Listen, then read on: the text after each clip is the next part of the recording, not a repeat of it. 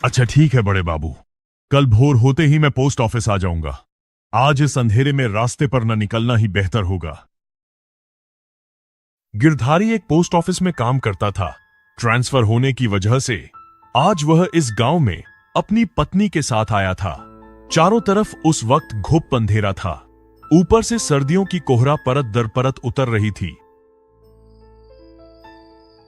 अब बताओ तो, रात में खाओगे क्या? चावल तो लाए ही नहीं। हर वक्त इतनी जल्दी करते हो। एक बार सामान समेटते समय देख तो सकते थे। बोलो, अब हम क्या करें? अच्छा ठीक है, गुस्सा मत करो। मैं देख आता हूँ, जरूर कोई दुकान मिल जाएगी। पत्नी को घर पर छोड़कर वह कोहरे से ढकी गांव की सड़क पर आगे बढ़ने लगा। दूर रेल लाइन से कभी कभी ट्रेन की सीटी की आवाज आ रही थी। चलते चलते गिरधारी सोच रहा था, इस सुनसान गांव में दुकान मिलना बहुत मुश्किल लग रहा है, लेकिन थोड़ा ढूंढने पर शायद क्या पता मिल जाए। अचानक सड़क के ठीक बाईं ओर एक लालटेन की पीली रोशनी टिमटिमा रही थी। वही पुरानी गुमट्टी वाली दुकान थी। गिरधारी रुक गया। अरे यही दुकान तो रास्ते से आते वक्त हमने देखी थी। दुकान के अंदर लगभग 65 साल का एक आदमी बैठा है।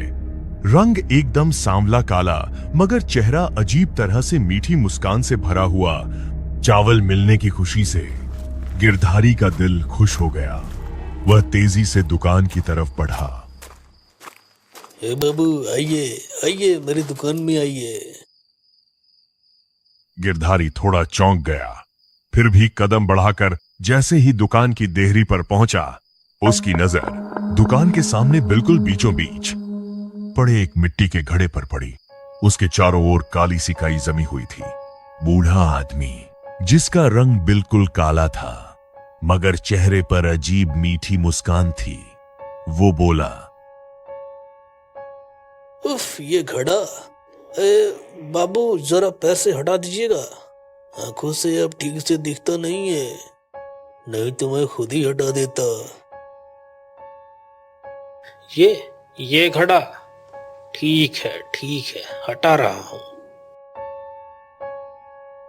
वो पैर से जैसे ही घड़े को धकेलता है, घड़ा थक की आवाज के साथ लुढ़क कर टूट जाता है।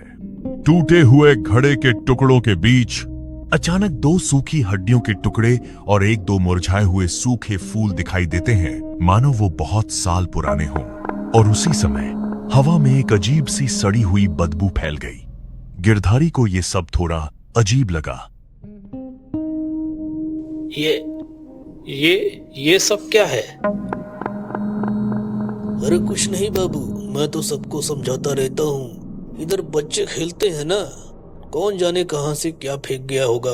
आप बताइए, आपको क्या चाहिए?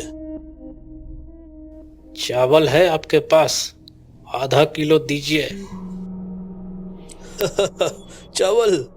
अरे बाबू, आपके लिए सबसे बढ़िया चावल दूंगा। वह दुकान के कोने से चमकदार, लगभग बिल्कुल नए जैसा एक थैला लाकर गिरधारी के हाथ में पकड़ा देता है। लीजिए, पैसे नहीं लगेंगे बाबू, आपका मन ही मेरी कीमत है। क्या पैसे क्यों नहीं? नहीं, मैं तो पैसे जरूर दूंगा। अरे बाबू, आप मेरी दुकान पर आए, यही मेरी खुशी है। जो चाहिए हो शाम के बाद आकर ले जाइएगा, ठीक है? थोड़ा रुककर वो और भी नरम आवाज में कहता है, मेरा नाम चरण दास है। वैसे तो सब मुझे काली चरण ही कहते हैं। ठीक है काली चरण काका, फिर आऊंगा मैं। अभी चलता हूं। दुकान से बाहर निकलकर जैसे ही गिरधारी ने पीछे मुड़कर देखा, अचानक उसके शरीर में सिहरन दौड़ गई। लालटेन की रोशनी में बूढ़े की परछाई अस्वाभाविक रूप से बहुत लंबी होकर जमीन पर फैलती दिख रही थी। गिरधारी ज्यादा ध्यान न देकर चावल का थैला लेकर तेजी से चल पड़ा। उसे खुद नहीं पता था कि वह किस जगह से घर वापस जा रहा है।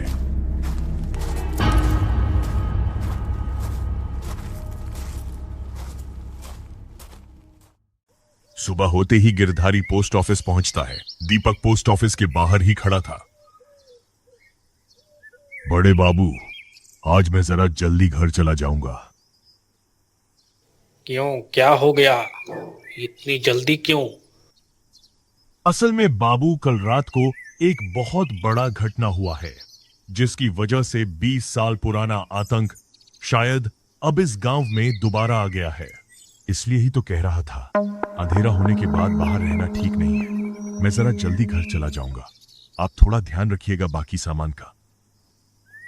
लेकिन क्या हो गया? तुम कुछ बोल क्यों नहीं रहे हो? ना ना बड़े बाबू, मुंह से अपशगुन की बात निकालना पाप है। आप भी शाम होने से पहले घर चले जाइएगा, इसी में हमारी भलाई है। गिरधारी कुछ भी समझ नहीं पा रहा था। वह बस चुपचाप बैठ रहा और शाम होते ही घर वापस लौट गया।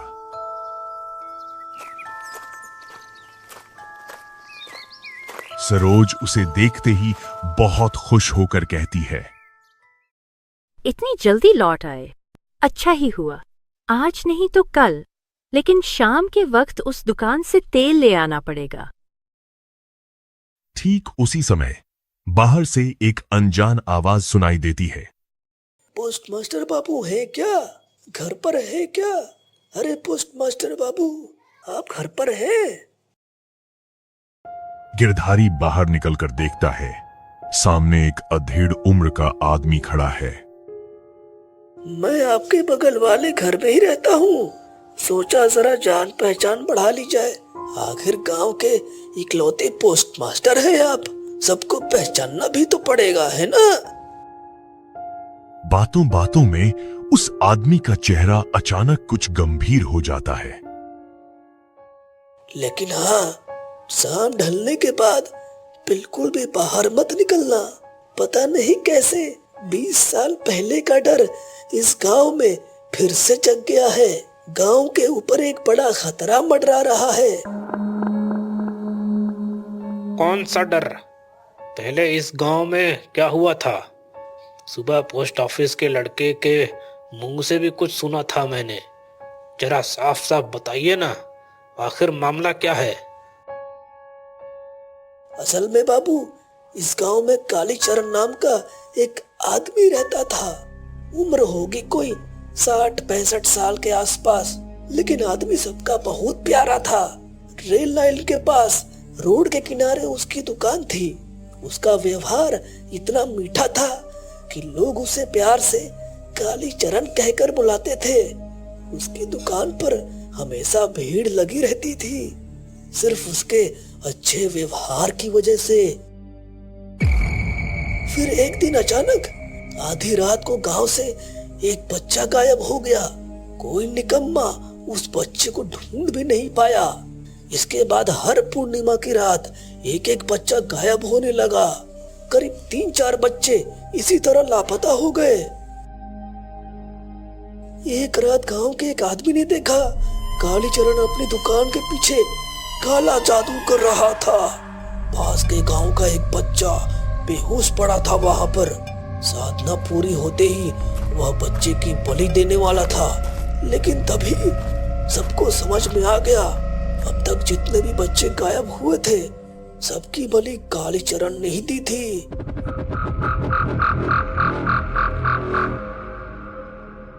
अरे बाप रे, ये तो बहुत भयानक है। फिर क्या हुआ? गांव वाले गुस्से से पागल हो गए। सबने मिलकर कालीचरण को उसकी दुकान के सामने घेर लिया। उसे बेरहमी से पीटा। इतनी मार पड़ी कि गंभीर चोट की वजह से आखिरकार कालीचरण वहीं मर गया। इसके बाद गांव के बुजुर्ग सन्यासी के कहने पर उसी की दुकान के नीचे कालीचरण का दाह संस्कार किया गया। वहीं उसे हमेशा के लिए बांध दिया गया। अब असली खतरा ये है कि 20 साल से दुकान के सामने रखी उस मिट्टी की हांडी को किसी नासमझ ने फोड़ दिया है और उससे कालीचरण की आत्मा आजाद हो गई है। कल रात उसने एक आदमी को साइकिल समेत उसे उठा के फेंक दिया था। वही आदमी आज सुबह पूरे गांव को बता रहा है कि कालीचरण ने उसे मारा नहीं, बस इतना कहा, तुझे छोड़ रहा हूँ, गांव जाकर सबको बता दे मैं वापस आ गया हूँ। अब धीरे धीरे पूरे गांव को खत्म करूंगा। बताइए बाबू, कितना भयानक है ये।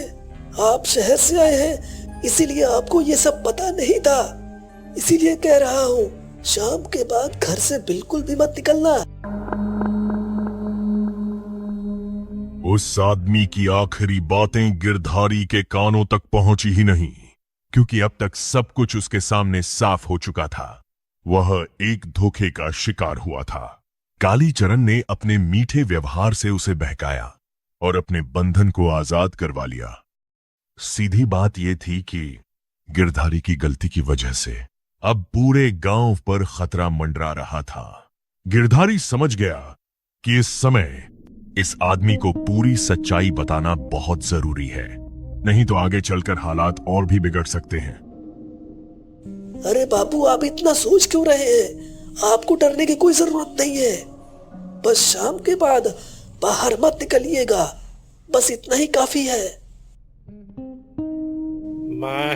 मैं आपको एक बात बताना चाहता हूँ। ये जो इतना बड़ा खतरा खड़ा हुआ है, इसे कहीं ना कहीं मैंने ही बुलाया है। यकीन मानिए, मैंने जानबूझकर ऐसा नहीं किया। ये सब मुझसे अनजाने में हो गया। मतलब आप कहना क्या चाहते हैं?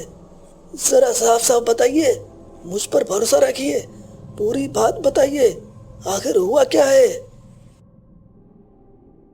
गिरधारी ने इस गांव में आने के बाद से अब तक जो कुछ भी किया था, सब कुछ उसे बता दिया।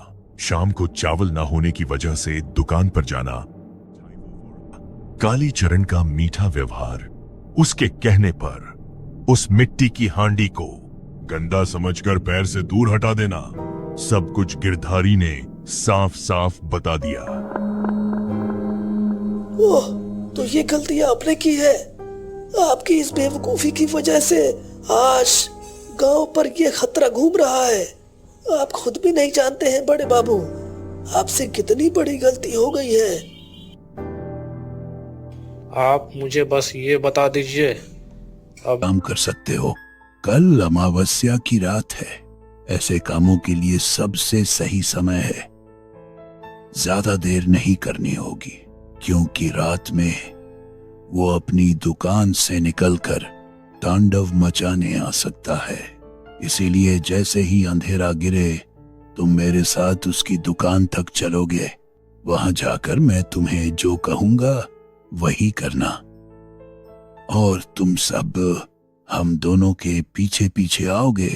थोड़ी दूरी पर रहकर मेरे इशारे का इंतजार करोगे। अब देर मत करो, सब अपने अपने घर लौट जाओ, और रात में कोई भी घर से बाहर नहीं निकले, ठीक है? बूढ़े सन्यासी की बात मानकर सब लोग अपने अपने घर लौट गए। लेकिन उसी रात, अगले दिन घोर अमावस्या की रात, जैसे ही अंधेरा गिरा, बूढ़ा, सन्यासी और गिरधारी सीधे उस दुकान के पास पहुंच गए। देखो पोस्टमास्टर, दिल मजबूत करना होगा। ये काम तुम्हें ही करना है। तुम्हारे पास बहुत कम समय होगा, और याद रखना, वो तुम पर भरोसा करता है, क्योंकि तुमने ही उसे उसके पुराने बंधन से आजाद किया था। तुम दुकान के अंदर जाओगे और बातों में उसे उलझाए रखोगे। उसी समय मैं दुकान के चारों तरफ बंधन बना दूंगा, ताकि वो वहां से निकल न सके। और जब मैं दुकान के सामने पहुंचूं, तो मेरे इशारे पर तुम तुरंत बाहर कूद आना। फिर मेरा असली काम शुरू होगा। सन्यासी की बात मानकर गिरधारी दुकान के अंदर चला जाता है। गिरधारी को देख तो तरफ बंधन पूरा कर देता है और सामने आकर जोर से बोलता है, पोस्टमास्टर, अब एक पल की भी देर नहीं, तुरंत दुकान से बाहर आ जाओ। सन्यासी के इशारे पर गिरधारी एक छलांग में दुकान से बाहर आकर सन्यासी के पास खड़ा हो जाता है। उसी पल सन्यासी मंत्र पढ़ते हुए पानी जैसी कोई चीज दुकान के सामने छिड़क देता है। कालीचरण, क्या सोचा था तूने? मैं तुझे रोक नहीं पाऊंगा। जब तक मैं जिंदा हूं, इस गांव का कोई नुकसान तू नहीं कर पाएगा। इस बार ऐसा बंधन दूंगा कि तेरी 7 पीढ़ियां भी यहां से बाहर नहीं निकल पाएंगी। कालीचरण का चेहरा अचानक बदल जाता है। वो सन्यासी एक नई मिट्टी की हांडी के नीचे कुछ हड्डियां, सिंदूर और कुछ गुड़हल के फूल रखता है। उस पर मिट्टी डालकर एक बरगद का पौधा लगा देता है। जब बरगद बड़ा हो जाएगा तो कोई इसे काटने की हिम्मत नहीं करेगा, और जब तक बरगद रहेगा कालीचरण की आत्मा भी यहां से बाहर नहीं निकल पाएगी। उसी रात सब लोग निश्चिंत होकर अपने अपने घर लौट गए। कुछ दिनों बाद उस जगह के चारों तरफ दीवार खड़ी कर दी गई ताकि बरगद के बड़े होने तक कोई वहां ना जा सके।